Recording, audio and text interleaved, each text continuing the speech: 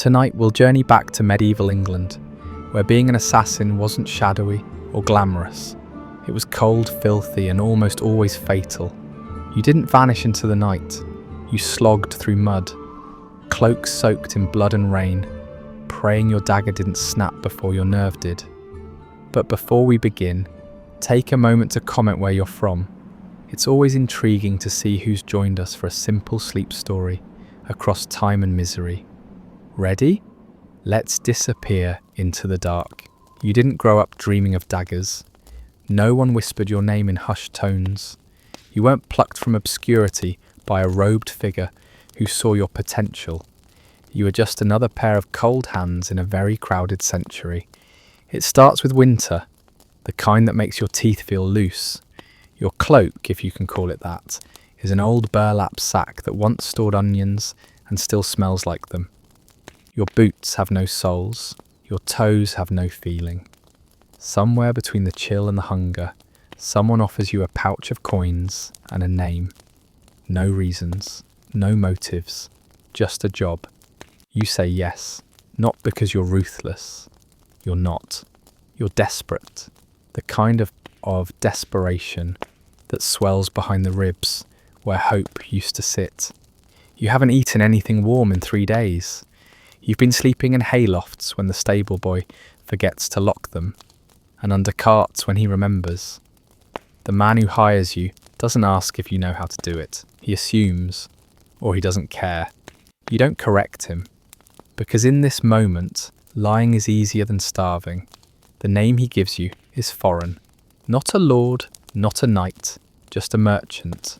One with too many rivals and apparently not enough enemies. The instructions are vague. Wait until dusk, follow him through the alleys near the tannery, make it look like an accident. You nod like you know how to do that. You don't. That night you follow the man, heart thudding louder than your footsteps on the cobbles. You don't have a plan. You have a rusted knife and an overwhelming sense of nausea. When he stumbles on a loose stone, you panic. You push. You don't even draw the blade. He falls. His head meets the edge of a barrel. The sound it makes is not theatrical. It's soft, almost dull, like a melon tapped for ripeness. You run, not because you're chased. No one saw. You run because you suddenly can't breathe. That was your first kill. No ceremony, no payment up front. You return to the alley near the apothecary, where the man with the coin pouch was waiting. He's not there. You wait anyway, for hours, until your knees hurt, until your stomach folds inward. Eventually, you leave, cold, hungry, unpaid. But something has changed. Not on your face, not in your gait, but deeper.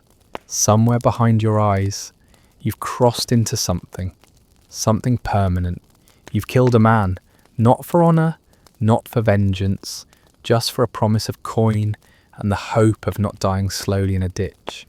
And in medieval Europe, that's enough to make you an assassin. You are not invisible. You never were. In stories, those drunken ones passed around the fire or whispered between apprentices. Assassins melt into shadows. They move like smoke. They vanish into the crowd. But in truth, you stick out. Not because you're impressive, but because you're odd. You walk with a slight limp, courtesy of a misstep 2 winters ago on a frozen dung heap. Your left eye twitches when you're nervous. And you're always nervous. You wear the same stained tunic every day, patched in 7 places and ripped in 3. It smells faintly of spoiled tallow and whatever was in last week's gutter. Guards notice you, so do washerwomen, not because they know your secrets, but because they know your kind. The aimless, the gaunt, the ones who loiter without purchase. Merchants glance at you sideways. Children avoid your shadow. Even beggars don't ask you for spare coin. They can smell a man without prospects. You've tried blending in. You've even tried smiling. That just makes it worse. Your smile looks like a wound that hasn't decided if it wants to heal. And the truth is, medieval towns don't offer much in the way of anonymity. Streets are narrow, faces are familiar, gossip travels faster than carts. A stranger who walks the same alley twice is someone's dinner conversation. A man who lingers too long by the tannery, who watches windows without buying candles, who slips into places without reason, that man earns a nickname before he earns a second meal. You've heard yours, the mutterings. That twitchy one, dung step, hello, creep, it's not malicious, not yet, just observant, and that's worse, because in this time, being noticed is dangerous. Being remembered is fatal. You walk the market as if you belong. You nod at the butcher, even though he never nods back. You pretend to admire turnips. You touch fabrics you can't afford, but your hands are too still. Your eyes move too much. You forget how to look harmless. And always your knife feels heavier when you're watched. You're not the hooded figure of myth. You do not vanish into mist. You cannot leap from rooftops without snapping your ankles. You are just another hungry man with a secret. And the city already suspects. Your knife is not ceremonial. It has no name. It wasn't blessed or forged in secret. You didn't inherit it from a mentor. There was no mentor. You found it in a ditch, next to someone who wouldn't be needing it anymore. It's short, iron, uneven. The blade curves slightly to the left, not by design but by age and poor use. One side has a notch like a tooth chipped in a drunken fall. The handle is wrapped in old cloth that still smells of someone else's sweat, and the edge, when it has one, is earned through stone, spit and patience. There are no professional assassin's tools in your world. No spring-loaded blades, no smoke bombs, no vials of sleeping draughts tucked into ornate belts. That's fiction. Or Italy, or maybe both. In 14th century Northern Europe, assassination is not an industry. It's a circumstance, a favour, a crime of opportunity dressed as strategy. You are not hired through secret networks. There are no contracts written in lemon juice. There's just word of mouth, whispered needs, and the quiet willingness to do what others won't. You sharpen the dagger every night, not because it helps. It dulls again the moment it touches anything more fibrous than a breath, but because the ritual makes you feel prepared. You drag the blade along a river stone until your fingers bleed. You test it on your thumbnail. Sometimes it cuts, sometimes it sighs. And even when it's sharp, it's still too short. You have to get close, too close, closer than the stories ever mention, close enough to smell the onions on your target's breath, close enough to see the confused hope in their eyes, as if you were just someone with a message, a question, a plea. You have to stab harder than you think. People don't fold like bread, they resist, muscles tense, bones deflect, and worst of all, people scream. Unless you get the throat, and hitting the throat means precision, which means practice, which means, well, more dead men than you're comfortable counting, each one a failure before they became experience. You've learned that a blade through the ribs is unreliable, too many bones, that the stomach bleeds slow, that the back is easy if they're already walking away, that the neck is perfect, but only if you're willing to see the look they give you when they realise they're not going to make it home. The weight of the dagger never changes, but your hands have. Your grip is firmer now, less trembling, less doubt, but every time you draw it, something inside you flinches. Not fear, not regret, something smaller, something more tired. The blade does not gleam, it does not sing. It scrapes, it rusts. It needs you more than you need it, and it's the only thing you trust. They told you once, in the dark corner of a tavern, lit by a tallow candle that smoked more than it glowed, that poison was the coward's weapon. They were wrong. It's the optimists. You tried it once. It seemed so elegant at the time. A clean solution. A way to kill without getting your hands dirty. No blade, No screaming, just a little powder, a little patience, a quiet man slumping into his soup. You imagined it would feel like justice whispered into water. But no one ever tells you how difficult it is to find real poison. Not the kind that kills, not quickly, and not quietly. Forget the romantic image of assassins with pouches full of exotic vials and venom-tipped pins. You are not in Venice. You're in a thatch-roofed town where most people think arsenic is a type of goat. You don't have an apothecary on your payroll.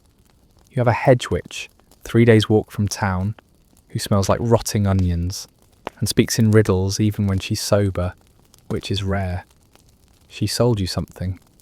Ground foxglove mixed with dried toad skin and something she called night sorrow. You stirred it into the man's wine with trembling hands, sweating into the cup more than the poison did. He drank it, then he paused, then he vomited for 6 hours.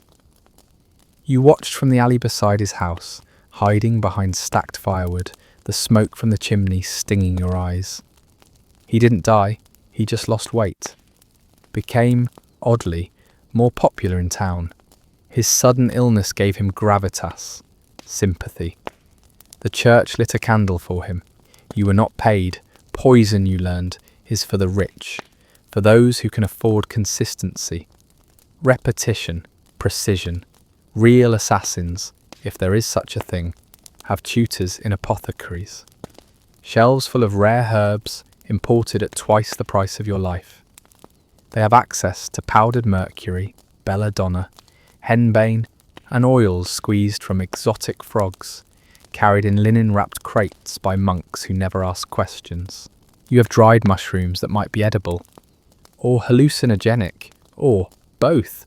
And no matter how much you read, what little you can, half-illuminated Latin scrawled on crumbling parchment you stole from a monastery's dump, you still can't predict how a body will react.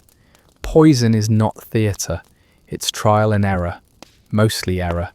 You've tried slipping it into stews, into bread, into a noble's bathwater once, convinced that absorption through the skin was possible. It wasn't. One time you got the dose wrong and watched your target fall into an ecstatic trance. He began preaching in tongues in the village square. People gave him coins. One woman called him a prophet. He now has his own following. You poisoned a man into sainthood.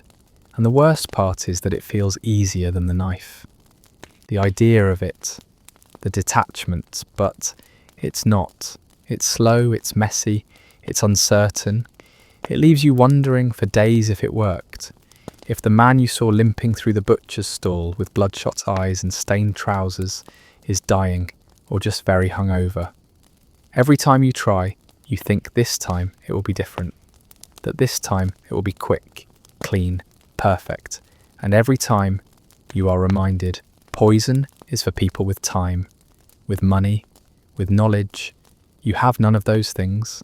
All you have is a sticky pouch of old powders, a stolen leaf-pressing book you can't read, and the persistent smell of something burning. You sniff your fingers. The mixture leaked again. You wipe them on your tunic and hope you didn't just shorten your own lifespan. Because in this line of work, the most likely person you will poison is yourself.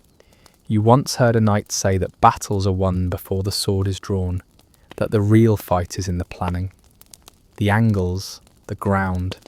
You think about that as you crouch behind a public latrine, smeared in a stranger's urine.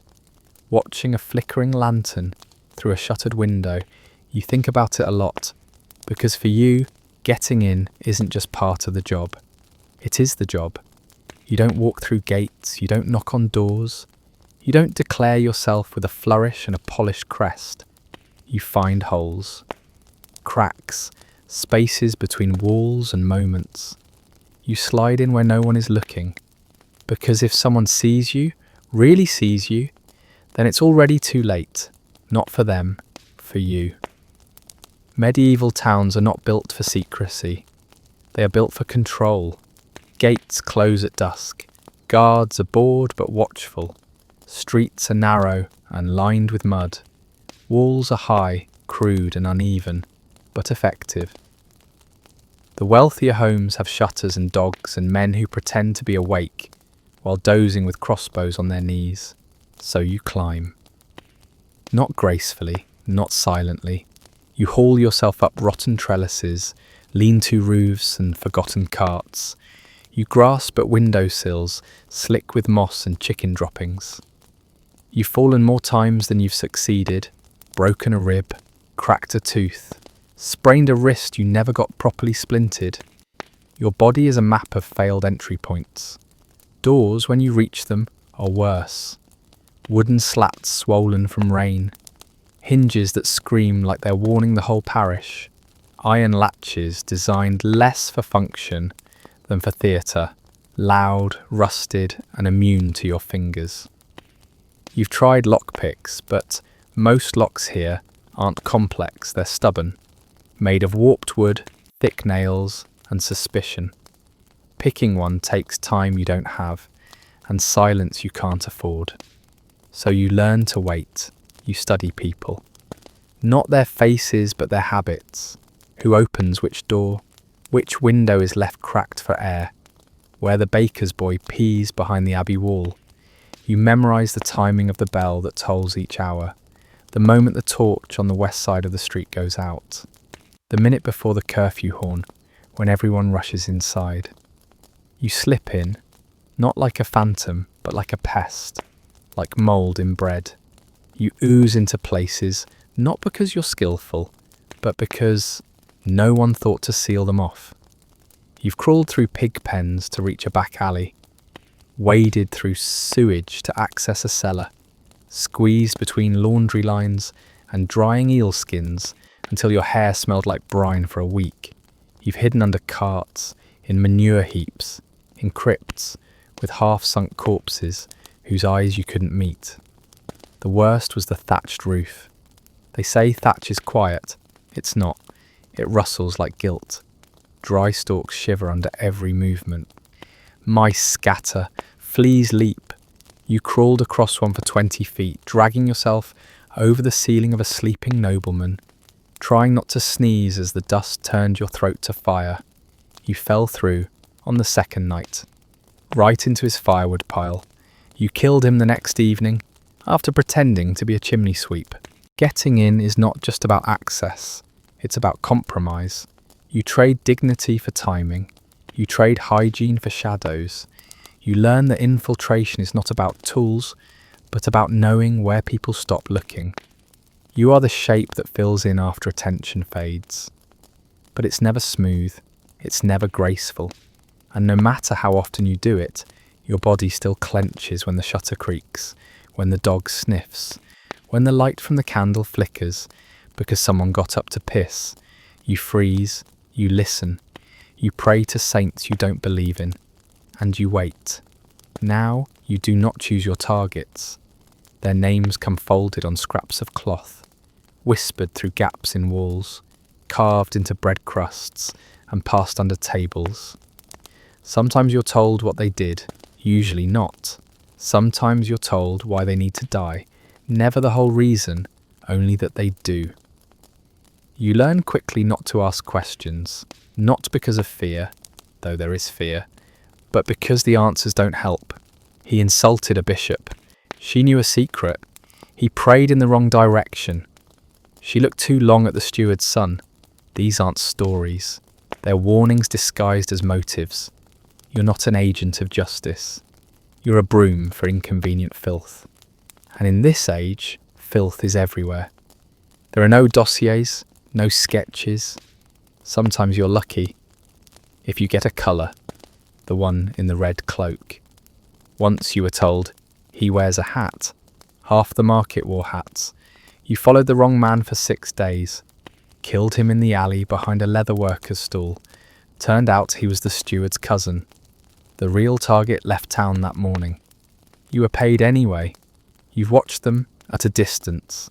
Sat in alehouses where your target laughed with friends and clutched a cup with the same hands he used to hold his daughter's shoulders. You've seen a woman kneel beside her bed every night, mouth moving through the same prayer. even as she signed letters that sealed a neighbour's death. You once trailed a monk who fed stray dogs with meat too fine for most villagers. He had to go too. They are not evil, not always, not often. They are simply useful to someone, or in the way, or unlucky, and you're a tool shaped by poverty. And poor choices, pressed into their story like a thumbprint in wax. You thought the work would feel cleaner if you knew, if you had reasons, if the targets were monstrous. But the truth is worse, because sometimes they are kind. You followed a man once who stopped to help a boy gather spilled onions from a cart. You watched a midwife wrap a baby in her own shawl. You watched a young noble press 3 coins into a beggar's hand, not for show, but in a side alley where no one saw. Then you killed them, and when the body crumples, when the light leaves their eyes, it's not their crimes you remember, it's the way their mouth softened when they said goodbye to someone. It's the half-eaten bread on the table, the shoes tucked neatly by the door, the little human nothings that don't belong in a murder scene. You think it would be easier if they were villains, but this isn't a story. This is feudal Europe, and death is just another kind of debt, one that must be collected, one that someone pays for. With your hands. Payment, like everything else in your life, is uncertain. When people imagine assassins, they picture coin, gold in a pouch, silver in secret compartments, a small fortune hidden under a stone slab, waiting patiently to be claimed. But that's not how it works. You are not paid in treasure. You are paid in crumbs. The first time you were paid, it was 5 coins, not silver, not clean, just 5 battered anonymous pennies that smelled of cabbage and long pockets. You turned them over in your palm like they meant something sacred. Bought a hot bowl of pottage and a crust of bread too stale to bite. You tried saving 1 coin, lost it in the mud 2 days later. That was the most you've ever earned from a single job. There are no guarantees, no contracts, no oaths, just promises. Usually whispered, often broken. Sometimes you're paid up front, never the full amount, never enough to trust. Other times you're told, after the job, come find me. So you do the job, you vanish, you return, and they are gone. Or they are dead, or they deny ever knowing you. You once tracked a merchant 2 towns over who had promised a half sack of wheat in exchange for a poisoning. When you finally caught up to him, he swore he'd never seen you before, called the guards, said you were a thief. That night you slipped into his room and found the sack of wheat under his bed. You carried it for 3 miles before the rats tore through the bottom. Most of the time, the payment isn't even coin.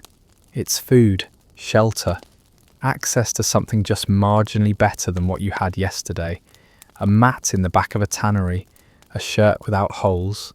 One night you were offered a single boiled egg and half a bottle of cider. You said yes. You were starving. You once accepted a pair of boots as payment. The soles were made of bark and wishful thinking. They lasted 6 days, and no one pays you twice. You don't build relationships in this line of work. You aren't rehired. You aren't trusted. You are a last resort, an act of desperation, a secret someone wants forgotten. And once it's done, they don't look you in the eye again, because keeping you around means remembering what they did. You carry that knowledge like a disease, too long in any one place, and it spreads. People get nervous. People start asking questions about where you came from, who you know, why you always pay in coins too old to spend, why your knife has names scratched into the handle, and your fingers smell like vinegar and meat. You learn to move on before the payment even cools in your palm. No room, no home, just enough to stay alive, just enough to keep killing. Because in this profession, being paid is not success, it's permission to try again tomorrow. The first time someone recognised you, it was a farmer's daughter in a market 2 towns from the last job. She didn't say anything. She just stared a second too long. Long enough that her father noticed. Long enough that you noticed. She'd seen you before, outside the miller's house, the night the door was found open and the miller wasn't. You didn't wait for the conversation. You dropped the apple you were pretending to weigh and walked away like you had somewhere to be, like you weren't bleeding from the realization that your face wasn't as forgettable as you needed it to be. This is the problem no one tells you about. Not the killing, not the hiding, not even the running. It's the remembering. Theirs, yours, faces stay with you. Not names, those fade, but expressions. The slack jaw of someone just realizing. The confusion of someone turning around too late. The way people gasp with their whole body, like they've just been dunked in winter. They look at you. Not at your knife. Not at your clothes. You. And when they fall, when their knees go soft, and their hands grasp at anything, air, you, their own spilling stomach, they're still looking. You see their pupils adjust to the moonlight. You see them searching for something. Mercy, reason, explanation. You never have it. Later, when you're walking alone through some anonymous village, with your hood too low and your hands too still, you'll see those eyes again, in windows, in puddles, in your own reflection, distorted in the side of a polished tankard. You don't sleep well. No one in your position does. There's no peace in it. No heroic stoicism. Just the slow crawl of memory, the drip of regret, not enough to drown you, but constant. You learn to sleep in moments, in corners, in half-light, never quite closed off, never deeply enough to forget what your hands have done. And if someone sees you, really sees you, there's only one outcome, one decision. You either run or you add them to the list. And every new face makes the job heavier. Every witness, every glance, every flinch adds to the quiet, unbearable truth. You are not just a killer. You are a wound that walks. There was a time before this. You try not to think about it too often, because it softens you in places that can't afford to be soft. But it's still there, under everything. A memory like a splinter that never works its way out. Life before the knife, before the names, before the hours spent crouching under windows and hoping the dogs don't bark. You weren't born with a blade in your hand. You were born on a piece of land someone else owned. To people who hoped for something better. Not greatness. No one expected that. Just enough food, fewer fevers, the ability to cough without panic. Your father was a cooper, or tried to be. He fixed barrels that other men made better, faster. Your mother stitched clothes that always smelled like damp wool. There were 4 of you in one room, plus the dog, when you had a dog. When you didn't, there were still fleas. You had siblings, maybe. It's hard to recall how many lived long enough to be remembered. One, definitely. A brother with a laugh like hiccups. You haven't seen him in years. You think he stayed behind, married, had children, works the same patch of land your family never owned. You imagine him sometimes, greying a little, hands still calloused, still laughing like he used to. It's comforting in a way that also makes you ache. You left because you had to, not because you were ambitious, not because you wanted anything more than another winter without burial. There was an argument, or a sickness, or a debt, something that couldn't be paid with chickens or apologies. So you walked farther than anyone expected you to. At first you tried honest work. Fields, carts, fishing. You were bad at all of it. You broke things, forgot things, moved too slowly or too quickly. No one kept you long. Eventually, you found someone who said there was always work for a quiet man who didn't ask questions and didn't flinch at blood. You flinched at first. You don't anymore. There's no family now, no home, no one waiting for you. You've spent too many years introducing yourself with fake names and vague stories. You've slept in barns, under bridges. in shrines to saints you don't pray to. You've warmed your hands over stolen coals and eaten rats you told yourself were rabbits. Sometimes you meet people, other drifters, tavern workers, women who smile with caution, men who speak in riddles. You don't stay, you never stay. Not because you're afraid of being found out, though that's part of it. It's more that you're afraid of being remembered, of becoming someone's story, someone's loss. You did try once to have something like a life, a cottage near the river, a woman with too many questions, and a laugh that made your chest feel like home. For a while, you stopped working, told yourself you were done, that you could grow things, fix things, be still. Then someone came to the door with a name, and enough coin to fix the leak in the roof. You said yes. You were gone 3 days. When you returned, the cottage was empty, not ransacked, just vacant. The fire out. The bedding rolled, a cup left on the table like someone meant to come back for it and change their mind halfway through the door. You never saw her again, so now your life is this, a string of towns that all smell the same, a line of beds you never sleep well in, a collection of scars you can't place, a past you carry like a stone in your boot, pressing, bruising, shaping your gait so subtly that you forget you're limping. You do not have a life outside this work. You have only the pauses between jobs and the ghosts that live in them. There is no guild for what you do, no brotherhood, no council of shadows offering protection or wisdom. You are not part of some secret order, wearing matching rings and sharing coded phrases over trenches of meat.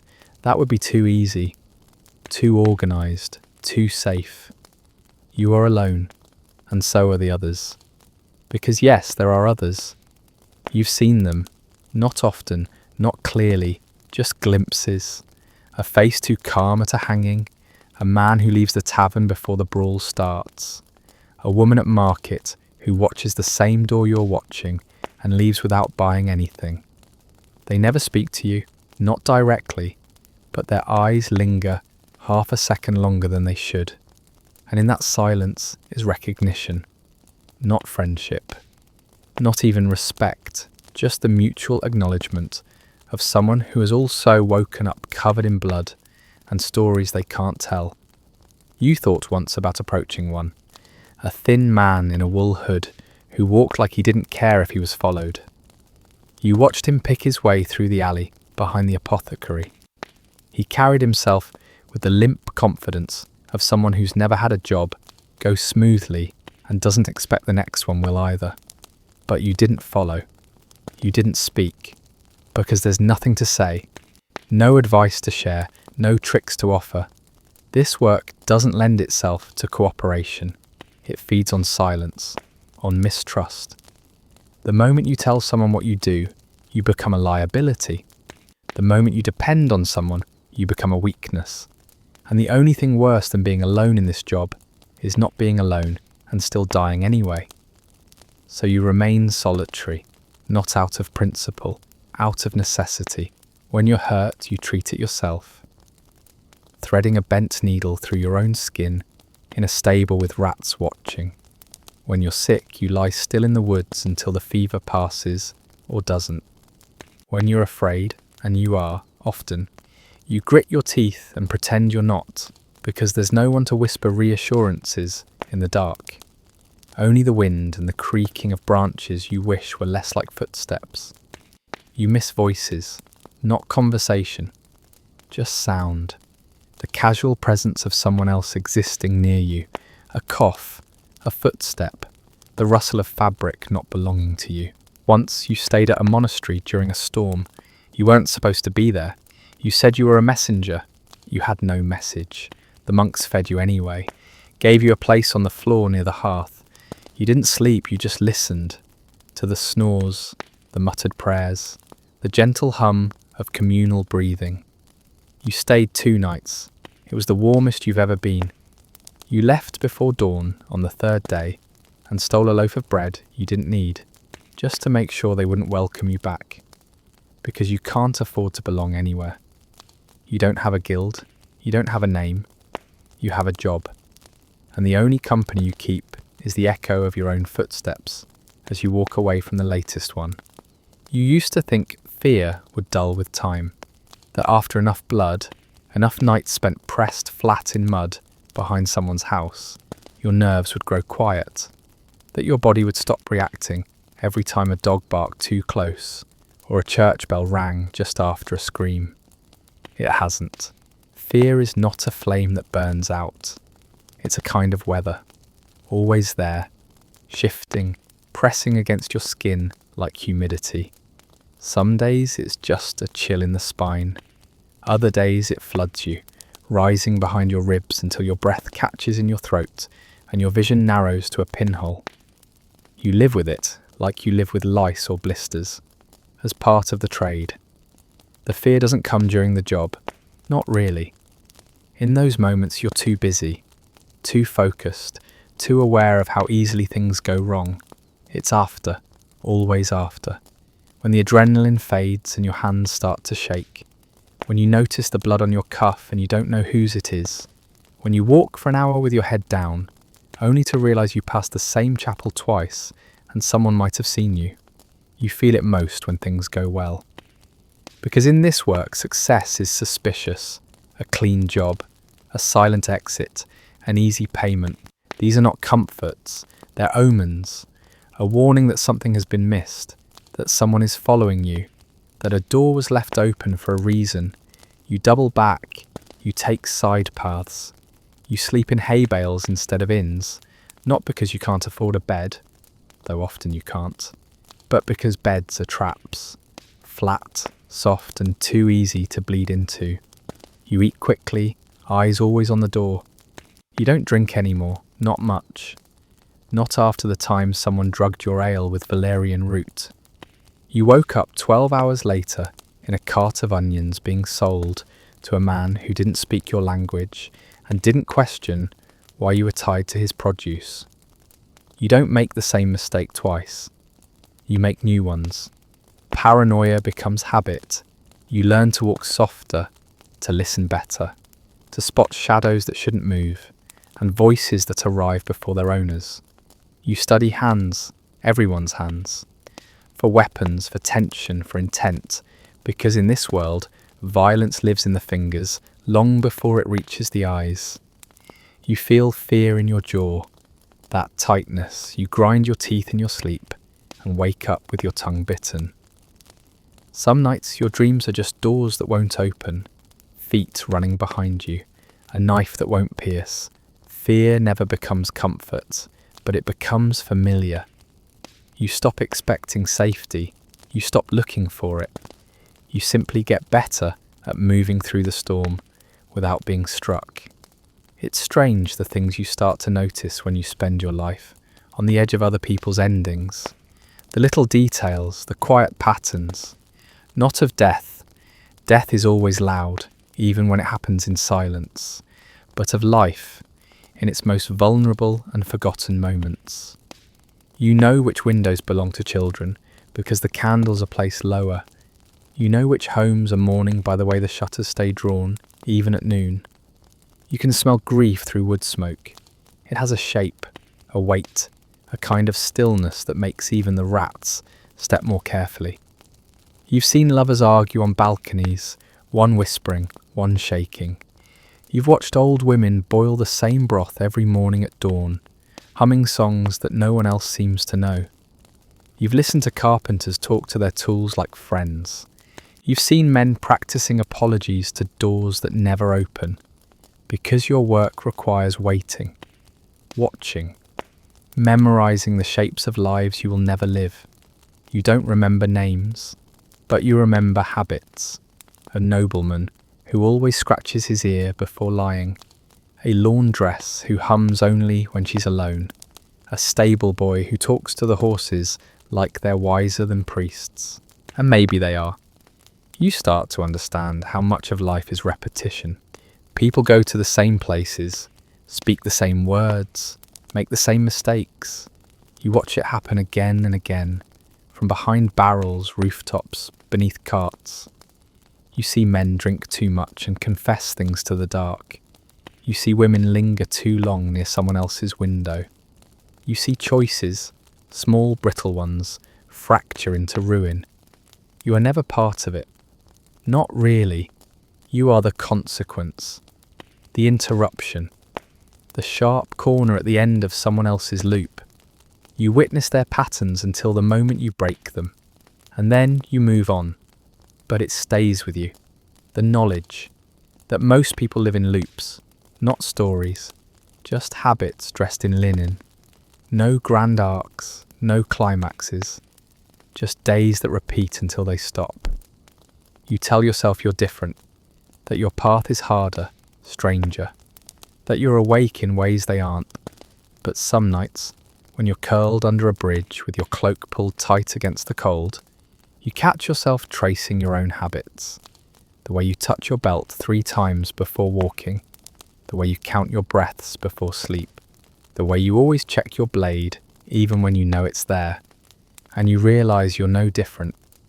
You've just replaced peace with vigilance, love with silence, routine with ritual.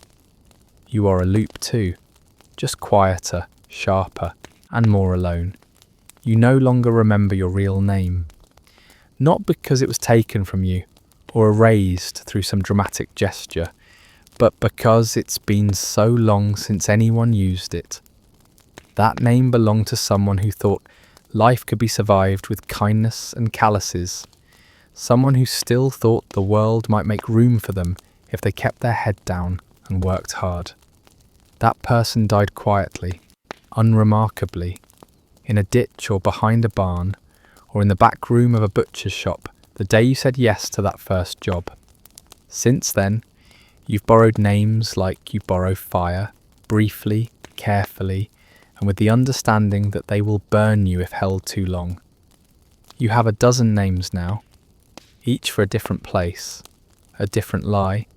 Some you made up, some were given to you by mistake. You don't correct people, you let them believe what they need to, so long as it gets you through the door. Once, someone called you by the wrong name in the middle of a job, a real name, one you hadn't heard in years. You hesitated, just for a breath, long enough to almost remember who you used to be. It nearly got you killed. Now you answer to whatever suits the moment.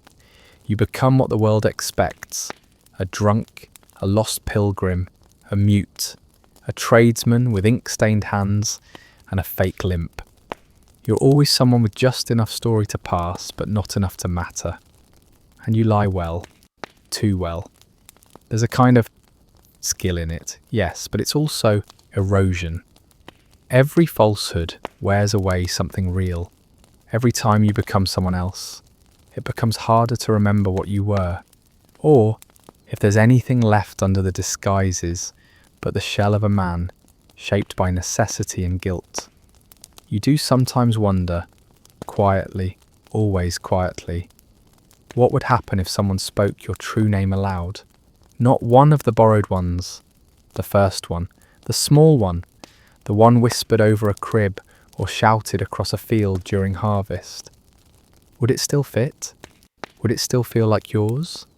Or would it hang awkwardly in the air like a coat that no longer belongs to your shoulders?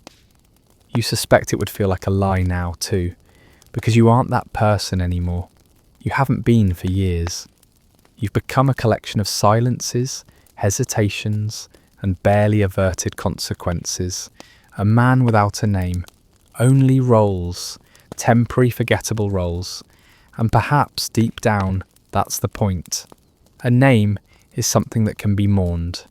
And people like you aren't meant to be remembered. There are no clean kills, you thought there would be. That with enough practice, enough precision, you could turn it into a craft, something neat, surgical, a single motion, a quiet breath, a body that folds without protest. But death, you've learned, is a sloppy thing. It stains, it resists, it makes noise. Even when you get it right, you get it wrong. The human body is not cooperative. It shudders, it jerks, It leaks. You stab a man clean in the heart, and he still finds time to gasp, to groan, to claw at your wrist like he's reaching for a ladder that isn't there. They always make a sound. Not a scream usually, but a sound. Low, wet, and then comes the bleeding. It's never like the stories. Blood doesn't leap like a fountain. It crawls, it spreads, it's thick and dark and warm. You can feel it through the fabric. You can smell it before you see it. Iron and rot and something oddly sweet. It clings to your hands no matter how quickly you wipe them.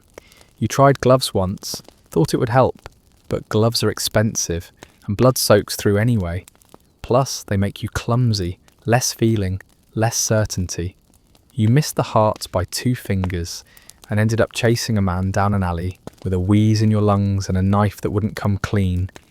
No, there's nothing clean about any of it. The aftermath is worse. What they don't tell you, what no one tells you, is how heavy a body is. Not just the weight, the awkwardness, the way limbs resist folding, the way clothes snag on every damned stone and nail, the way a dead man never helps you hide him. You drag, you shove, you curse into your collar and smear yourself with evidence, and the disposal, if you even bother, is rarely satisfying. You've pushed bodies into wells, pits, carts full of compost. One particularly bloated merchant ended up beneath a collapsed grain silo. The rats thanked you. You once left a man propped at a tavern table with a cup in hand and his throat neatly cut beneath a scarf. No one noticed until morning. They thought he passed out from drink. You still smile at that one, though it doesn't reach your eyes. There's no elegance, just logistics, blood, bones. The quiet panic of wondering whether this was the job that leaves your name in a guard's ledger instead of a whisper. And then there are the accidents. The job's gone wrong. The mark that fights back. The wife who wasn't supposed to be home. The child in the wrong bed. You tell yourself it's part of the cost, that it was them or you. But it sits in your gut, a weight that food can't soften. You try to clean yourself afterward, wash in rivers, scrape under your nails, burn the worst tunics. But there's always something left, a stain, a smell, a shard of bone caught in a boot heel, a coin with someone's initials that you don't recognise and never want to. You thought killing would get easier, that it would smooth out, refine itself into something almost professional, but it hasn't. Because death is never clean, and you've learned slowly that it's not supposed to be. You don't notice the years until they've already made decisions without you.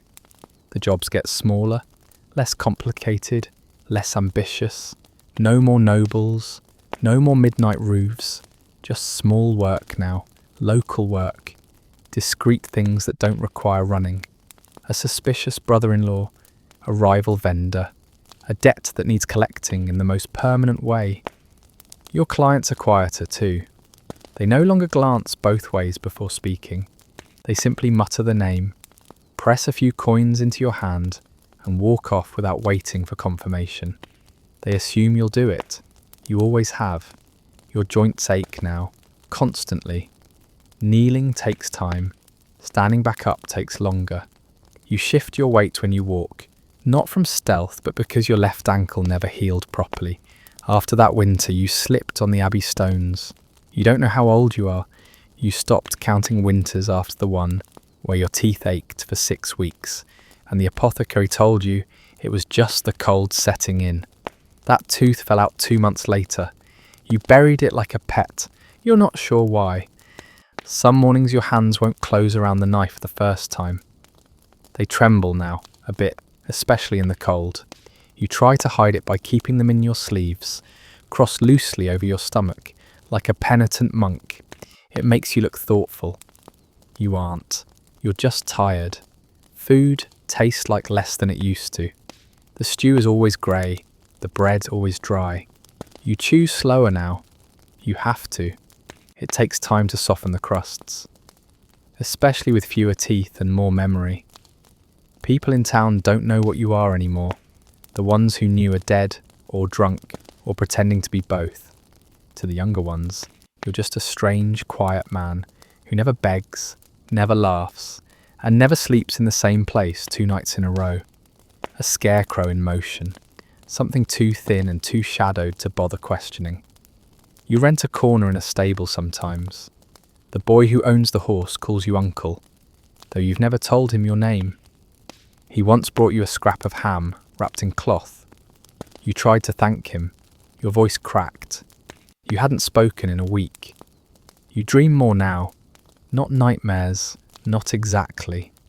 Just old moments with new endings. The faces you remember come back with eyes closed. The ones you forgot appear suddenly, smiling in places they don't belong. On church steps, inside markets, beneath the surface of still water. You don't recognise yourself in the dreams. You don't need to. You tried one last job when the weather was warm and your back wasn't screaming. It didn't go well. Not because you were caught. Because you hesitated. You never used to. But the man looked like your brother, or someone who could have been, if your lives had been softer. He was feeding a dog when you came up behind him. You raised the knife. The dog barked. He turned. You froze.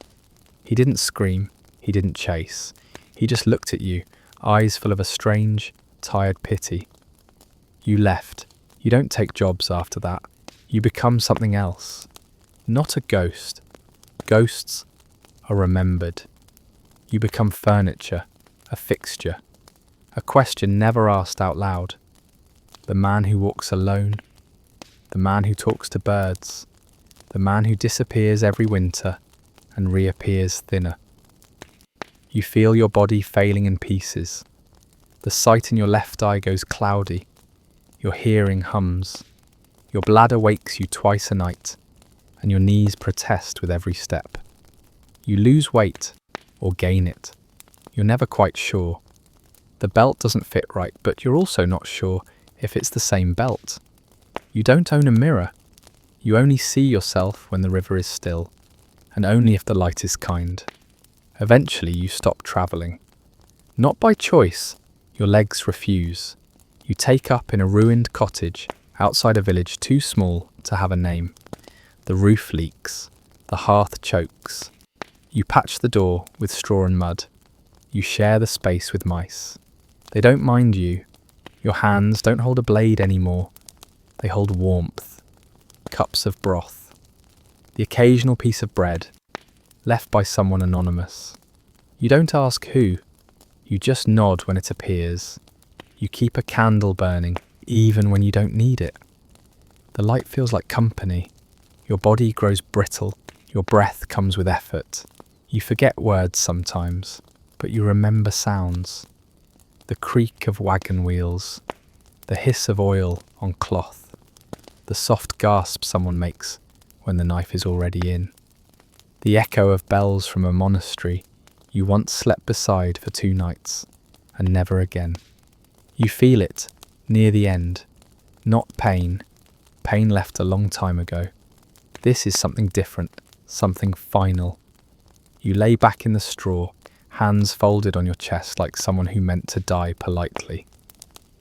You aren't afraid, not exactly. There's nothing left to run from, and no one coming to collect. No name, no prayer, no reckoning. Just the slow stillness of a man who was a knife, then a shadow, then a question. And now, just a breath that does not return. They find you 2 days later, or maybe 3, no one's sure. The boy with the horse came by with a scrap of smoked fish, the kind you used to eat in thin strips without chewing, and noticed the candle burned low and crooked. The door wasn't barred from the inside. It never had been. At first he thinks you're asleep. No horror, no drama. Just a stillness so practiced, it takes a moment to recognise its finality. He doesn't cry. He doesn't scream.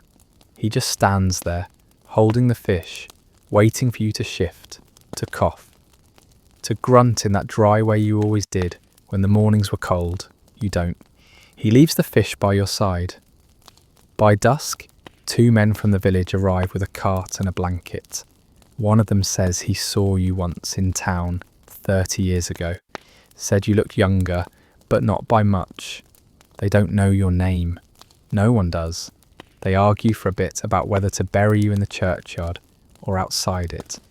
Eventually, they decide just outside. Not out of spite, just logistics. The grave is shallow. The earth is cold, even in spring.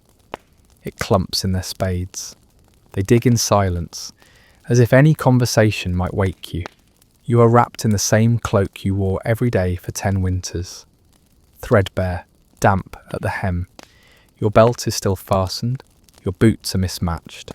They place a stone at your head, but they don't carve it. They don't know what to write. For a time, the grave is visited. The boy brings wildflowers. Once he leaves a candle, though the wind takes it.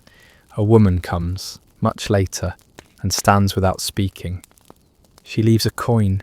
No one touches it. It rusts by your stone and is eventually swallowed by moss. Seasons pass. Your name fades if it was ever spoken. Your deeds are not remembered. No one retells your stories in taverns. No one sings about you. The men you killed are gone. The ones who paid you are gone. The towns you passed through are changed or abandoned or rebuilt atop their own rot. You are not legend. You are not martyr. You are not example. You are a blank space. A small forgotten hush at the edge of a field where the trees grow crooked and the birds don't sing as loudly. And that is how you will remain. And if you thought being a medieval assassin was bad, unpaid, unremembered, unwanted, being the medieval king wasn't much better either. Not in the way people imagine, with goblets and gold and a line of musicians playing lutes every time you entered a room. Those stories are written by flatterers, by scribes paid to embellish. The truth is quieter, heavier. It groans under the crown. Because in the Middle Ages, a king didn't rule so much as he endured. And from the moment he sat on the throne, if he wasn't murdered or outmaneuvered before getting there, his life became a slow, constant siege. Not by enemies, not just, but by expectation, by tradition, by the church, by his own nobles, by the land itself. First, the pressure of legitimacy. A king needed to be seen as rightful, not just strong or cunning, but divinely chosen, ordained by God, confirmed by ceremony, held aloft by a brittle scaffold of bloodlines and prophecy. And yet, for all that sacred rhetoric, his power could still vanish the moment enough men decided they liked someone else better. One uncle with enough coin, one cousin with a better jawline, one bishop whispering in Latin, and so he had to marry, not for love, for alliance, for balance, to bind powerful families to his side like poorly tied shoes, always ready to slip off if he stumbled. If his wife gave him sons, he could sleep a little easier. If she didn't, every cough might be an omen, every nephew a threat. There was no privacy. His bedchamber was visited, his meals observed. Even his bowel movements were recorded, literally. The king's groom of the stool, a real position, was responsible for wiping and documenting the royal bowel health. And this man, ironically, often became one of the most powerful advisors in the realm. And then there were the nobles. The king did not command alone. He ruled through men who resented him, envied him, depended on him. Each had their own lands, their own armies, their own ambitions. They dined at his table, toasted to his health, and plotted his replacement. Maintaining loyalty was a constant performance, 1 part gift-giving, 2 parts veiled threat. The church added another weight. God might have made the king, but only the church could confirm it. And the church had long memories. If the king taxed too harshly, refused their appointments, or tried to meddle with their lands, he might find himself excommunicated, cut off from salvation, and worse, from the support of every pious man in the realm. Some kings fought the church, some bent the knee, all feared it, and the people are the people, so many of them, filthy, sick, starving. They looked up to the crown not with admiration, but with hunger. They needed food, roads, protection from bandits, coin that didn't collapse under its own weight. A bad harvest could mean revolt. A harsh winter could mean riots. Too many taxes, uprising. Too few, invasion. And if things got really bad, plague, war, famine, they might begin to believe that the king had lost God's favour. And then they'd gather torches, ropes and reasons. Even leisure came laced with danger. Feasts were not restful. They were political tests. A missed glance, a poor seat, a joke poorly timed could become insult, rivalry, duel. Hunting was necessary to show vitality. Tournaments were expected, but they could end in death. One fall from a horse, one cracked rib turned gangrenous, and the king might be bleeding in a tent while his advisors quietly drew up a list of successors. And succession was never simple. No matter how many heirs he had, someone would challenge them. Someone would claim they were born on the wrong side of the blanket, or under a cursed moon, or too French. Civil wars ignited not over principles, but punctuation, over whether a name should have been written above or below a seal. When a king died, the realm often fractured with him, and in life there was no escape, no walks alone, no meals without scrutiny, no mistakes without consequence. One misplaced coin, one offended priest, one delayed harvest, and the rumours would begin that he was possessed, that he was weak, that he was cursed. Kings were not allowed to age, they were not allowed to fail, they were not allowed to rest. Their crowns were not golden halos. They were traps made of ceremony and duty and rot. And so, in the stillness of night, the king would lie awake in a chamber that smelled of wax and sweat and old fabric, listening to the murmurs outside his door, wondering which footstep belonged to loyalty, which to betrayal, wondering if he would be remembered as the great, or as the mad, or as nothing at all, wondering what it might have been like to be a farmer, or a baker, or anyone else. Now let's talk now about the life of a medieval falconer, not the romantic version, the royal falconer, posing in tapestries with a jewelled glove and a spotless bird. But the real one, the one who lived in the margins of manor grounds, or just beyond the lord's estate, the one who spent more time crawling through nettles than standing upright, the one who smelled of damp feathers and congealed blood, and who never quite shook the scent of rotting squirrel. You didn't become a falconer for glory, you were born into it, apprenticed under someone who never stopped coughing and only spoke in grunts. You learned quickly that falconry wasn't about birds, it was about waiting and losing. For every hawk that returned, another vanished into the trees. Some were taken by storms, some by foxes, some simply decided not to come back. You learned to whistle in 5 tones. You learned to mimic the squeak of a vole using a sliver of wet leather and your back teeth. You learned that a hawk won't respect you until you bleed for it, until your wrist is raw and your fingers stained from feeding it rats pulled from your own traps. The birds themselves were never pets. They tolerated you. Occasionally, they landed on your arm without drawing blood. But they never loved you. You were a perch, a food source, a warm, upright animal they hadn't yet decided to abandon. Most days, you wore the same tunic patched in 12 places with a sleeve frayed from talon snags. Your boots were always damp. You didn't complain. The falcons hated loud voices. Your job was to stay still, to smell like meat, and to vanish into the landscape like a tree that sometimes moved. The Lord's children would visit sometimes, pointing at the birds and squealing, asking if they could pet one.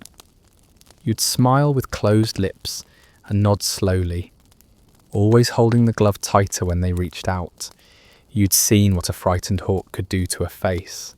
When the Lord wanted a demonstration, you cleaned your bird, wiped your face, and prayed the wind was steady. Because if the hawk failed, if it missed the lure, or dropped its catch, or flew too low, he'd sigh, or worse, he'd laugh. And you'd feel it for days, not just in your stomach, but in your food, in your pay, in the way the steward stopped looking at you for a week. The mews where the birds lived was not noble, it was not grand. It was a collection of damp cages, bones in corners, feathers scattered like confessions. You cleaned it daily, scraping old meat from stones, replacing the straw, refastening tiny jesses with fingers too callous to feel the knots. You whispered to birds that did not care. You buried the ones that fell. You didn't name them. Names made it worse, and still it was a job. Better than ditch digging, better than plague carting. It gave you a purpose. A bird returning to your arm was a kind of affirmation, proof that you hadn't vanished completely into mud and background. So you stayed. You grew older. You trained a boy once, quiet and twitchy, with the same nervous hands you once had. He didn't last long. A kestrel clawed his face, and he cried in front of the steward. He was reassigned to kitchen scullery. You never saw him again, but the birds stayed. They came and went. They bled. They killed. They nested. And so did you. Not a man, not a shadow, just part of the wind, a necessary quiet, holding out your arm in the morning light, waiting for something sharp and sacred to return. You stop noticing the cold after a while, not because it ceases to bite, it doesn't, but because your body learns to fold around it, like straw packed into cracks in a barn wall. Your fingers stiffen early each autumn, and by winter they've gone dumb. You still tie the leather thongs, still lace the hoods over the bird's eyes, still lift your arm and brace against the weight. But the sensation is muted, as if someone else is doing it through you. The birds don't mind the cold. Their instincts are older than architecture. They perch, hunched and regal, staring past you into fog. They never shiver. They do not flinch at frost. You envy them for that. Sometime, you imagine what it would be like to see the world from their eyes, sharp, high simplified, no taxes, no need for boots, just wind and prey. The manor rarely sees you in winter. The Lord goes south if he can. The family gathers indoors, around hearths that are fed with your firewood. If you're called upon, it's not to fly birds, it's to trap something. A weasel in the dovecote, rats in the larder. You're good at catching things. It doesn't pay more.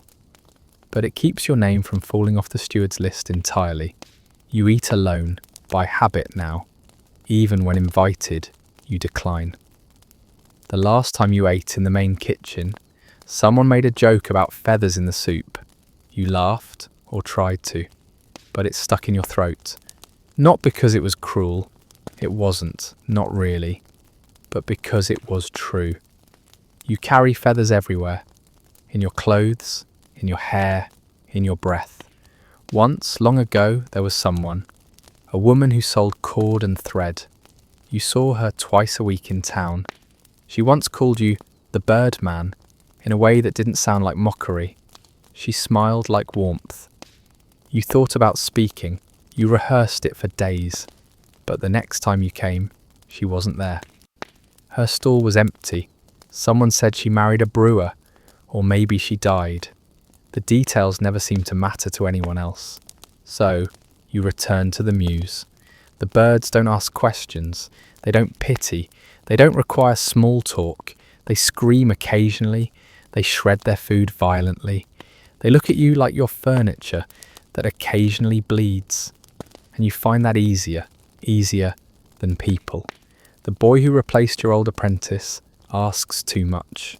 He wants to know the birds' names, their histories. He strokes their wings like their pets. One bites him. He cries. You say nothing. You give him tasks. You keep your sentences short. You make yourself smaller until he stops asking. You are not a teacher. You are a continuation. You sleep near the birds now, not from duty, from choice. The mews is warmer than your hut and quieter. The smell of blood is easier to bear than the smell of loneliness. Some nights when the wind howls through the cracks, you light a small fire and speak aloud, not to the birds, not really, but to the space, the memory of speech. You say things like, easy now, and soon, and still breathing. And the birds blink, unmoved, eternal. You dream in wings, in arcs, in talons brushing treetops. You never dream of falling, only of circling, silent, above a world that forgets you. And in the dream, finally, you are not waiting. You are the one returning.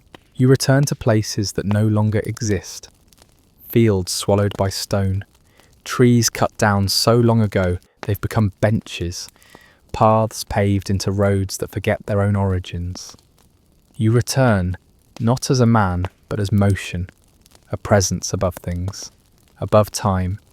You pass over a church that once refused you a bed. You pass over a manor whose name you never learned. You see roofs that leak and fires that don't reach the corners of their rooms. And you feel nothing, not bitterness, not nostalgia, just wind. The village below does not know you. The children are new. The carts have changed. The fields are smaller. Or perhaps your memory was always wrong. But the rhythm is the same. Men walk with bent backs. Women haul water in silence. The world moves in the same tired loops. And still, you circle. In this dream, there is no hunger, no stiff knees, no wordless mornings. You are not alone, you are aloft, and it is enough. But dreams cannot stay. Morning breaks with a draught through the thatch. Your back aches before your eyes open. The fire has long gone out. You are still in the mews. The birds are stirring.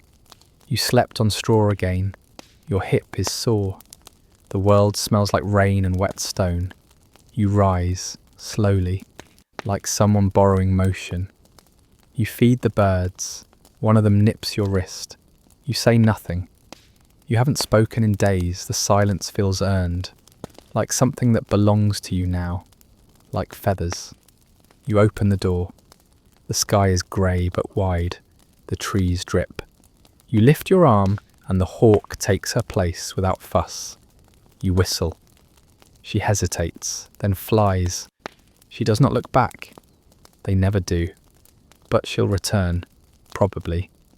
Maybe, if the wind is fair and the forest hasn't kept her. You watch until she vanishes past the tree line, and you stay there, arm still raised, for a long while, until it shakes, until it lowers.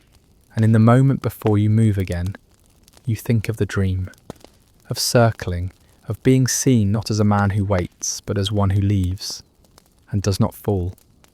Your arm lowers with the weight of someone who's been holding things too long. You roll your shoulder.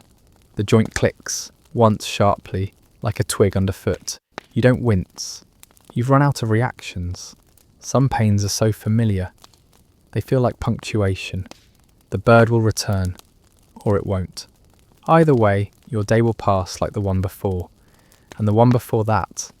A long procession of quiet work in a world that no longer requires your presence, but hasn't bothered to tell you to leave. You are allowed to exist in the same way moss is allowed to grow on stone, unnoticed, mostly harmless, and strangely enduring. That evening, the rain comes. Not hard, not sudden, just persistent. The kind that turns paths into ribbons of mud and softens everything it touches. You patch the worst leak in the roof with a scrap of old canvas. It holds. Mostly. A thin stream finds its way down the wall. tracing the outline of a nail someone drove in decades ago and forgot to remove. You sit in the dark, the birds breathing quietly in their perches, and you think, without meaning to, about the first time you saw one fly. Not one you trained, not one you owned, just a bird, high, alone, silent against the sky. You must have been 10, maybe younger. You remember standing so still, hoping it would circle back, not knowing yet that birds do not circle for sentiment. They circle because the air demands it. You fall asleep in the chair. The dream doesn't come this time. Let's move now. To another figure, another life beneath the surface of history's polished illusion. Let us speak of the medieval scribe, not the monk in golden robes, copying holy texts in a cathedral warmed by incense and song, but the lowly scribe, the contract copyist, the letter writer for hire, the man who turned other men's words into ink and whose own voice lived only in margins. You had to know Latin, or enough of it to fake confidence. You had to know how to spell the names of people who outranked you by leagues and would still blame you for every error. You had to know how to write beautifully and quickly.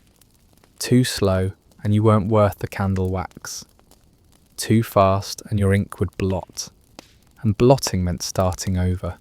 You worked in cramped rooms, cold rooms, with walls that leaned and windows that didn't open properly. You sat at a slanted board for hours until your spine curled like a fern. The ink was made from gallnuts and iron salts and vinegar. It stained everything. Your hands, your teeth, the hem of your sleeve. You always tasted metal. You didn't get credit. The parchment wasn't yours. The ideas weren't yours. At most you got a symbol, a tiny mark in the corner, a rabbit, a shell, a flicker of line that meant I was here. But not always. Some days you copied land grants, some days death notices. Once you copied a love letter from a merchant to a woman who would never reply. The merchant never asked for your opinion, just for extra flourishes around her name. You drew them. You knew they would not help. Your hands aged before the rest of you did. You knew 10 kinds of cramps. Some days your knuckles wouldn't bend at all. You learned to dip the quill with your wrist instead. You burned through more sand than food, used to dry the ink, to blot the proof that you were always behind schedule. You ate what you could afford. Dry bread, cheese if you were lucky, lentils if someone died and left you a few coins. You drank ale, but not for joy, for dulling. You read more words than you spoke. Sometimes you mumbled them aloud just to remember what your voice sounded like. And still, you worked. You worked through coughs that wouldn't leave, through winters that stiffened your fingers until they curled and wouldn't uncurl, through the slow rot of your boots and the faster rot of your patience. You worked while the ink froze in its pot. You worked while fleas gnawed your ankles beneath the desk. You worked when the room flooded, and you lifted your stool onto bricks and swore softly, rhythmically, in Latin. You worked because there was no other option. You were not strong enough to farm, not pious enough to join the monks, not bold enough to steal, or lucky enough to marry into meat. You were useful, quietly, miserably, just useful enough to keep around. You copied bills of sale, orders of execution, inventories of spoons. You wrote the same words 100 times, the same phrases. To whom it may concern, let it be known, render unto the Lord. You knew them like a chant. They lost meaning long before you stopped reading them. Your quill was never quite sharp enough. The nib split at least once a day.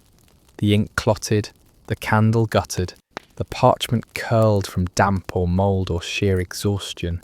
And still the steward knocked, or the merchant's boy waited in the doorway, arms crossed, demanding to know why the name Thomas had been spelled with a Y. No one thanked you, not once. Your handwriting was described as legible when they were pleased, and slippery when they were not. No one asked how long it took, or how tired you were. They asked how many pages, how many hours, and why you were always squinting. You went years without writing anything of your own, not even a sentence, not even a line. And then once, one quiet evening, you wrote a lie, just a small one. You changed a single name in a marriage contract, swapped a letter. No one noticed, and the wrong man married the wrong woman, and by all accounts, they were very happy.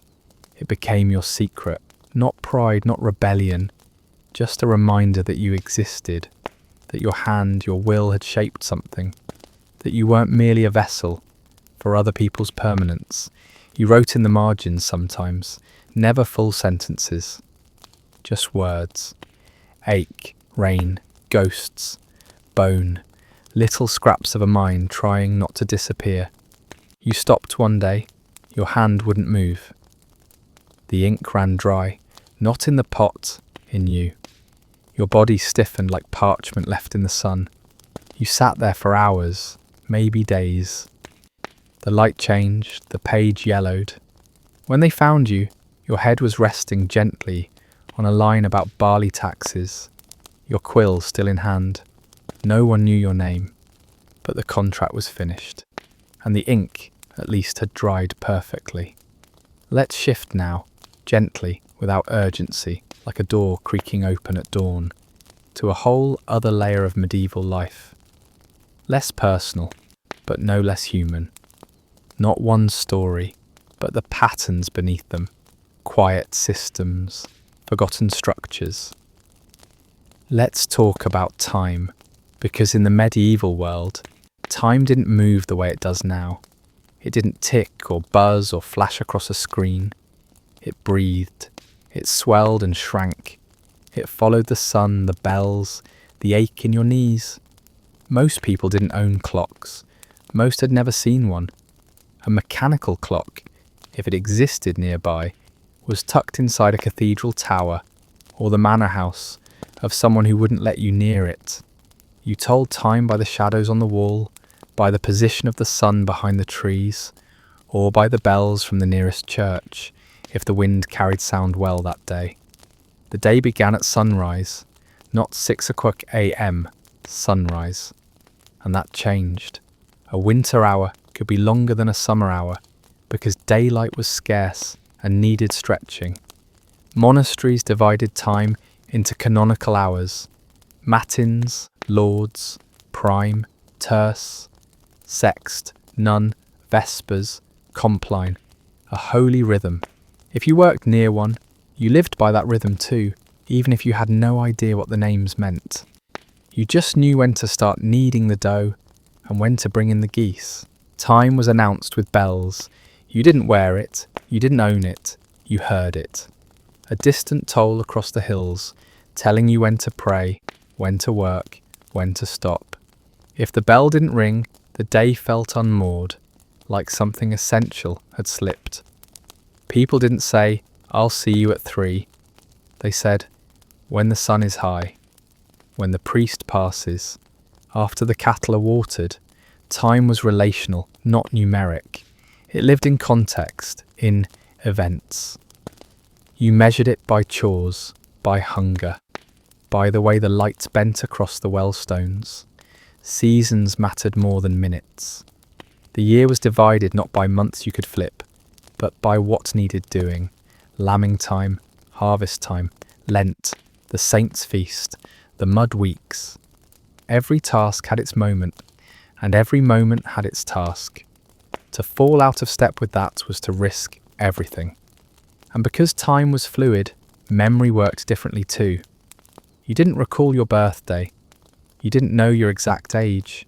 You remembered that you were born the year the frost killed the apples, or 2 summers before the priest's barn caught fire. Time attached itself to disaster, to joy, to gossip, not to calendars. When someone died, you didn't note the hour. You remembered how the sky looked, whether the rain had stopped, whether the candle flickered or held. That's what stayed. And so, time in the medieval world wasn't something you controlled. It was something you served. a slow, uneven master, holy and ordinary, told in bells, measured in shadows, and almost always late. Let's stay in this rhythm now and move gently into another layer of medieval life. Less often spoken about but always present.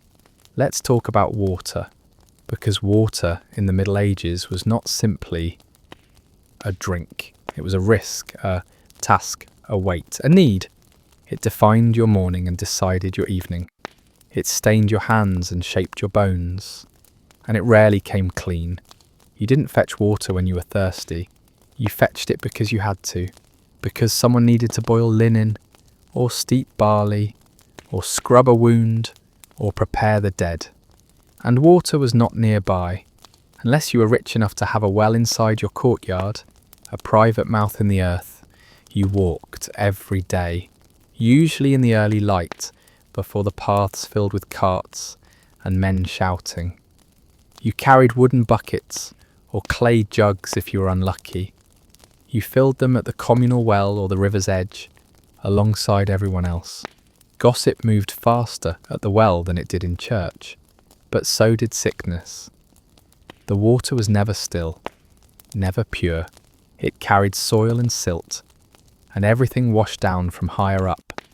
Animal droppings, rotting food, even the occasional body, depending on the season. You learned over time where to draw from, where the taste wasn't as bitter, where the frogs didn't float belly up. Time was announced with bells. You didn't wear it, you didn't own it. You heard it, a distant toll across the hills, telling you when to pray, when to work, when to stop. If the bell didn't ring, the day felt unmoored, like something essential had slipped. People didn't say, "I'll see you at 3. They said, "When the sun is high, when the priest passes, after the cattle are watered." Time was relational, not numeric. It lived in context, in events. You measured it by chores, by hunger, by the way the light bent across the wellstones. Seasons mattered more than minutes. The year was divided, not by months you could flip, but by what needed doing. Lambing time, harvest time, Lent, the saints' feast, the mud weeks. Every task had its moment, and every moment had its task. To fall out of step with that was to risk everything. And because time was fluid, memory worked differently too. You didn't recall your birthday. You didn't know your exact age. You remembered that you were born the year the frost killed the apples, or 2 summers before the priest's barn caught fire. Time attached itself to disaster, to joy, to gossip, not to calendars. When someone died, you didn't note the hour. You remembered how the sky looked, whether the rain had stopped, whether the candle flickered or held. That's what stayed. And so time in the medieval world wasn't something you controlled. It was something you served.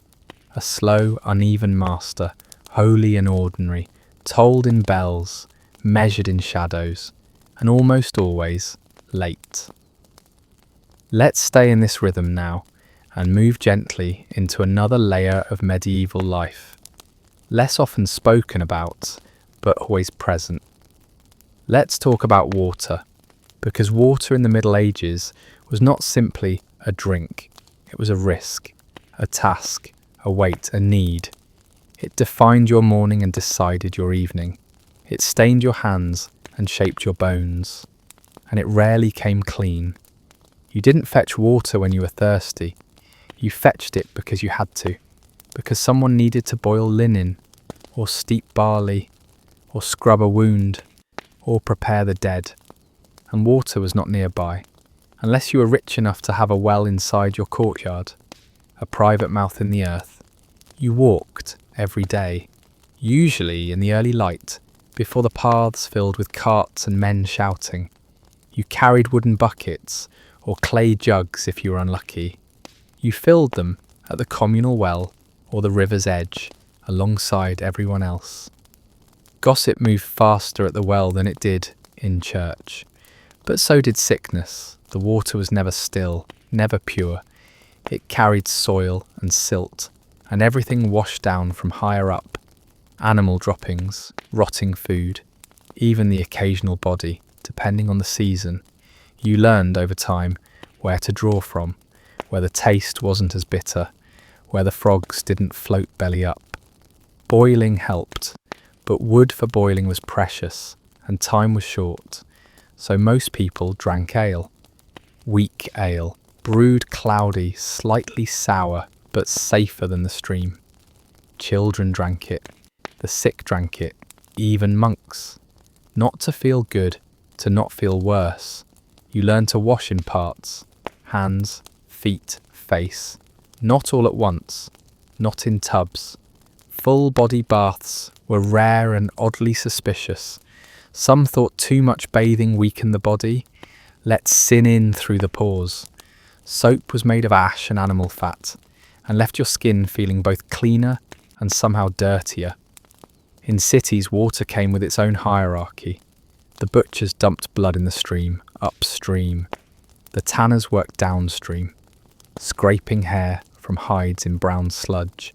And somewhere in the middle, you drew water for your stew and hoped it didn't taste like hoof.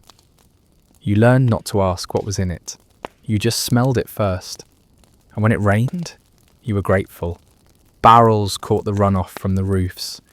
Wooden barrels, lined with pitch, swarming with mosquito larvae and drowned spiders. Better than nothing. Better than most. You didn't own water. You chased it. You carried it across fields. You fetched it for someone else.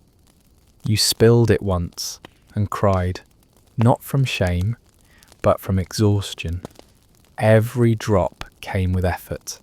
Every drop had to be lifted. And in a life where the body already carried too much, even water could feel like punishment. Let us turn now, quietly, without hurry, to something woven into every breath of medieval life, but rarely considered with care. Let's talk about smoke. Not fire, not warmth, smoke. The ever-present ghost that lived in your rafters, that clung to your clothes, that shaped your lungs from the inside out. Smoke was not an event. It was a condition, a companion, a second skin. Most medieval homes had no chimney. The smoke from your hearth fire, your only source of heat, light and cooking, rose straight up into the room and stayed there. It clung to the thatch, it blackened the beams, it turned the ceiling into a dark, sagging sky.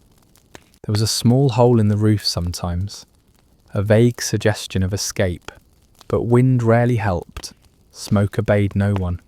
You got used to it, or you said you did. Your eyes stung constantly. You blinked through every meal. Children crawled through the haze without question. The coughing became a rhythm, your father's, your sister's, your own. Sometimes you could tell how sick someone was by the pitch of their cough. Dry meant they'd last the week. Wet meant they wouldn't.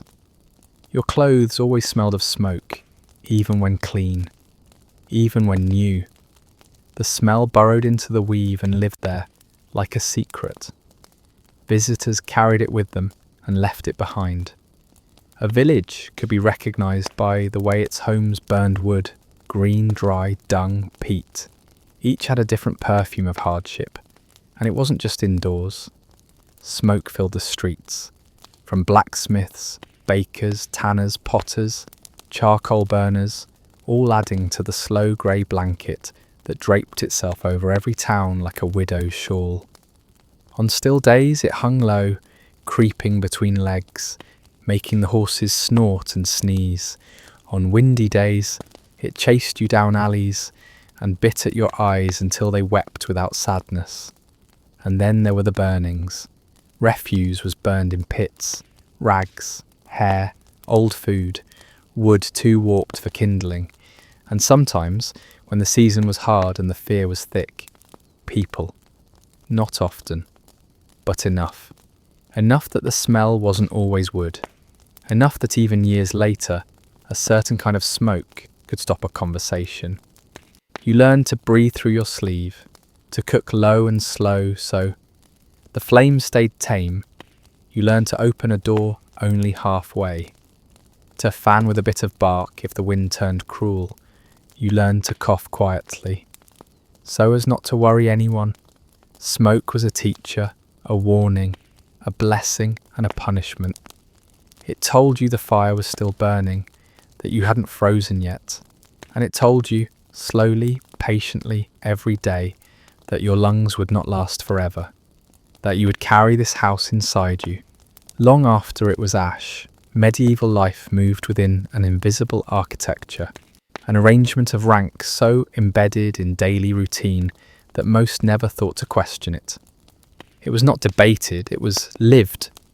From the moment of birth, one's place in the social structure was assumed, spoken, enforced without needing to be declared.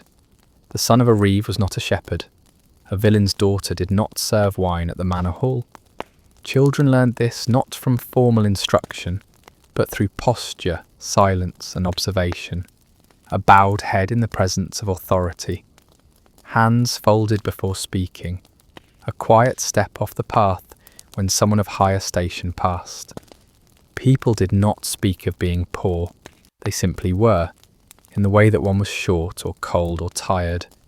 Poverty was not a temporary state, but a fixed position, like a stool that would not move. One worked because that was the expectation, not the avenue. A servant could live an entire life inside a lord's estate and never set foot in the best chamber.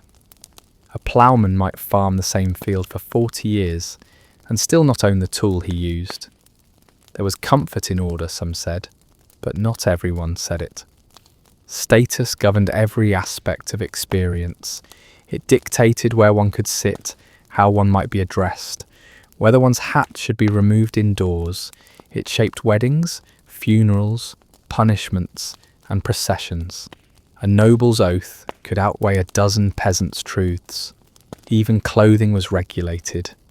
Sumptuary laws detailed who could wear which fabrics, what lengths of fur were permitted, which colours belonged to whom. The wrong sleeve or shoe could mark one as presumptuous, dangerous, laughable. Obedience was survival. Defiance, however small, was a risk. And yet occasionally people did step outside their station, some out of ambition, some by accident. A labourer who learned letters, a woman who gave medical advice better than a priest, a bastard who earned coin through skill. These people were tolerated until they weren't, until they were noticed. Then the system corrected itself, quietly and thoroughly. A tax increase, a sudden fine, a lost tenancy, a rumour, persistent and well-timed. The ladder was a promise whispered only to those already halfway up it.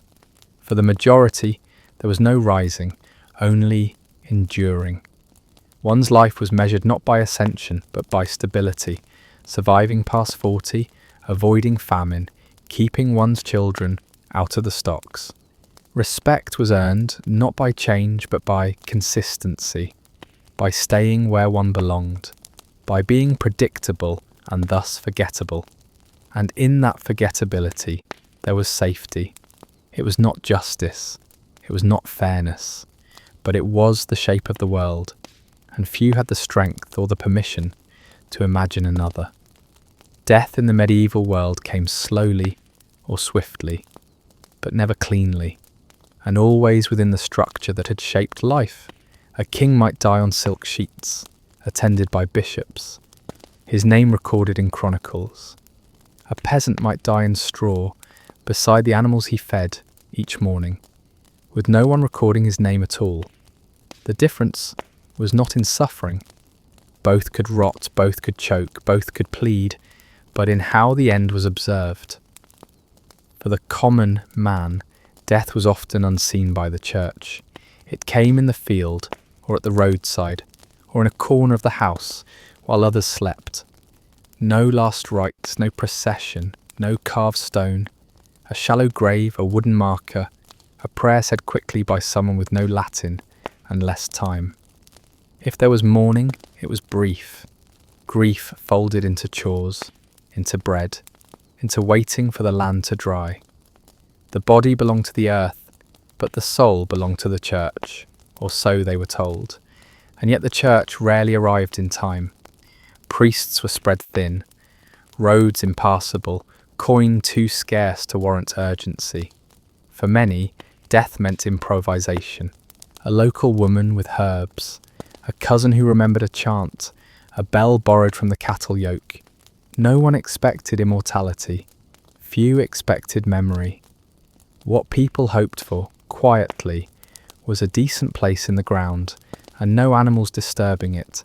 They hoped their name would be spoken aloud at least once more before it was forgotten. They hoped their children would outlive them and not curse them. That was all. The rich had tombs, statues, words in stone. The poor had dirt and the rhythm of the seasons to carry them forward. Spring would cover the grave, summer would feed from it, and life would continue, not in their name, but in spite of its absence.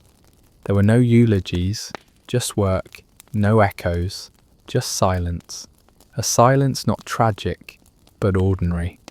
And so ended the life of most, quietly, predictably, almost invisibly. A candle burned low, a draught moved the flame, and someone, not important, was gone. When someone died in the medieval village, the world did not stop. It couldn't. The oven still needed tending. The goat still bleated with hunger. Rain still slid off the thatch and pooled in the corners of the floor. If there was grief, it was quiet. A heaviness in the chest, perhaps. A hand that moved more slowly over the churn. But there were no elegies, no long lamentations. People wept as they worked, or they didn't weep at all. Neighbours spoke in hushed tones for a day, maybe two. Then the space the dead left behind was filled. A son took the shovel.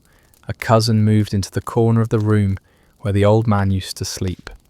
Life absorbed death like a sponge, not with horror, but with familiarity. The loss was not exceptional. It was expected. Every household had its tally. The seasons offered no comfort. Spring bloomed whether a child was buried or born. Wheat sprouted in the fields, above forgotten bones. The earth was never still long enough to preserve a memory. There were no markers for most, just impressions in the soil, briefly visible after a rain. And yet there was a strange kind of peace in it. Not comfort, not hope, but continuity. The sense that things endured, not because they were good or fair or sacred, but because they must. The bread must rise, the cow must calf, the roof must be repaired before winter.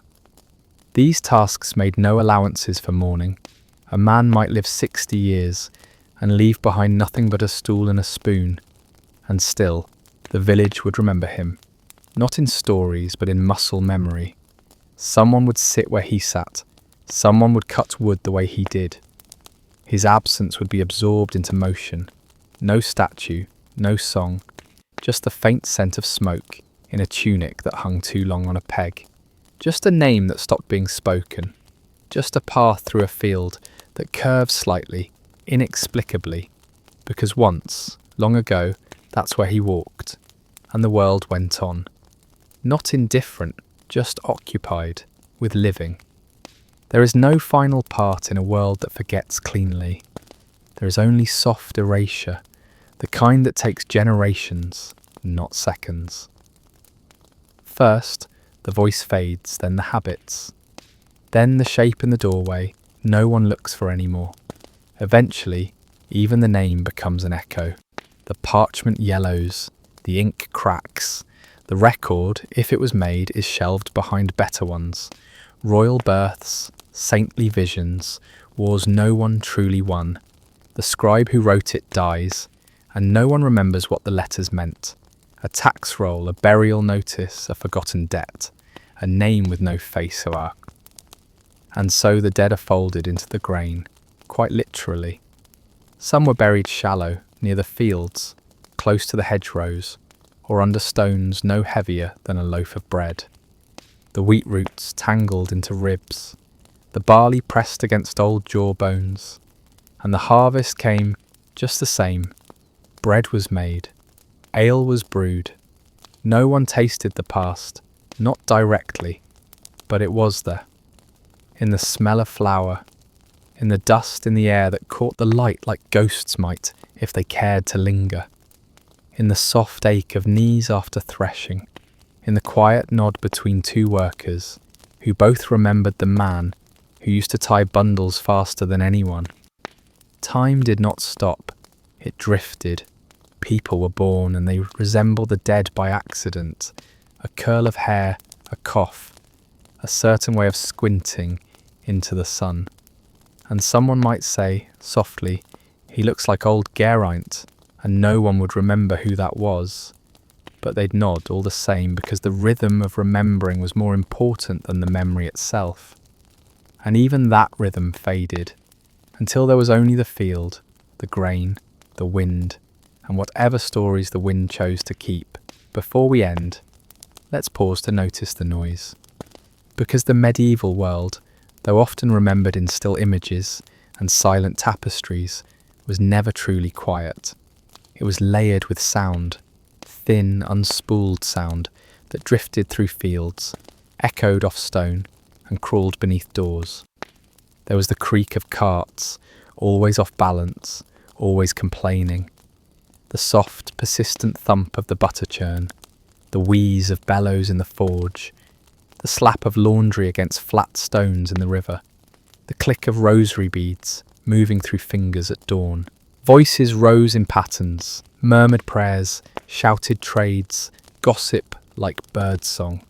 Children laughed, cried, disappeared into hedgerows. Dogs barked from yards where no one remembered tying them. Chickens made their complaints. Hooves rang out on cobbles, then faded. Every sound belonged to a place, and every place to someone. Even the most isolated heard something. The rustle of rats in the granary, the drip of rain through the thatch, the flick of a quill against parchment, stopping, scratching, starting again. Wind that pulled at shutters not quite latched. Coughing, so much coughing. At night the sounds didn't stop. They changed. Owls, lowing cattle, the scrape of something on a wall that might be nothing, or someone. Bells rang out in intervals, not to mark the hour but to chase away what lived outside the firelight. They were supposed to comfort, they rarely did.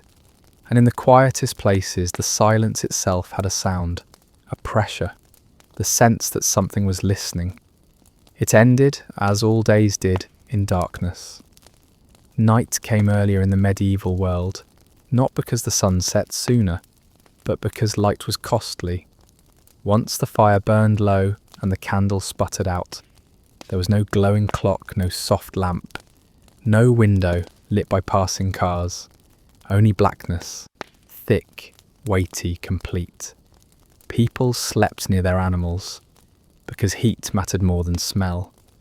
They lay in twos or threes beneath wool that never dried fully, listening to the wind speak in old languages through the beams.